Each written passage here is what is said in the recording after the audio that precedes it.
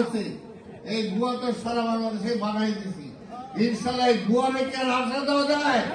আর আসতে দিলে কিন্তু আপনার আমার ভবিষ্যৎ শেষ, অন্ধকার।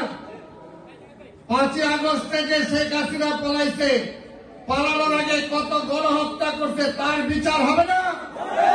আমার এই ওল্ড ঢাকায় আমার ছাত্র দলের অনেক নেতা কর্মীকে গুম করেছে, এখন পর্যন্ত তাদেরকে আমরা খুঁজে পাই নাই, তার বিচার কি হবে না? পিডিআরের যেভাবে হত্যা করেছে আমাদের জেনারেল, আমাদের অফিসারদেরকে, তার বিচার কি হবে না?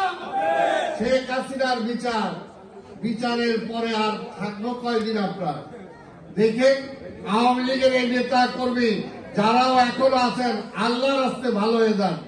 যে যেখানে আছেন ওই উকি ঝুঁকি দিয়ে না, কোনো লাভ নাই, কোনো লাভ নাই। বাংলাদেশে বিচারের সম্মুখীন আপনাদের হইতে হবে।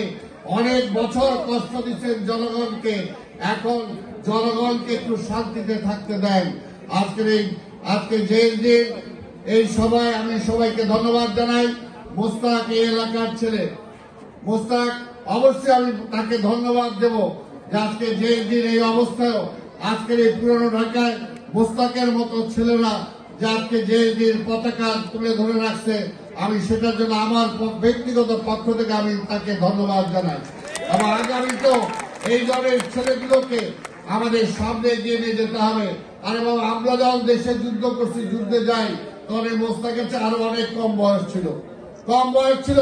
ওই আসম আব্দুল্লাহ যখন পতাকা তুলে ওই বিশ্ববিদ্যালয়ে, ওইখানে আমরাই ছিলাম। ওই মিটিং বলেন, এরপরে আবার যখন শেখ মুজিব যখন ক্ষমতায় আসার পরে মানুষের না খায় মারতে থাকলো, তাই সেই সময় কিন্তু শেখ মুজিবের বিরুদ্ধে আমরাই প্রতিরোধ করে তুলেছি, আমরাই আন্দোলন করে তুলেছি। তাই আজকে সেই আওয়ামী লীগ কখনো যে একটা আছে না, পুরনো ঢাকায় একটা জীব দেখা যায়, জানোয়ার দেখা যায় না রাস্তাঘাটে ঘুরে, ওই যে কুকুর নামে একটা জানোয়ার আছে, ওই লেজটা যদি চুঙ্গায় ভরে রাখেন 5 বছর ছেড়ে দিলেও কিন্তু লেজটা সোজা হবে না। আওয়ামী লীগ হলো এটা।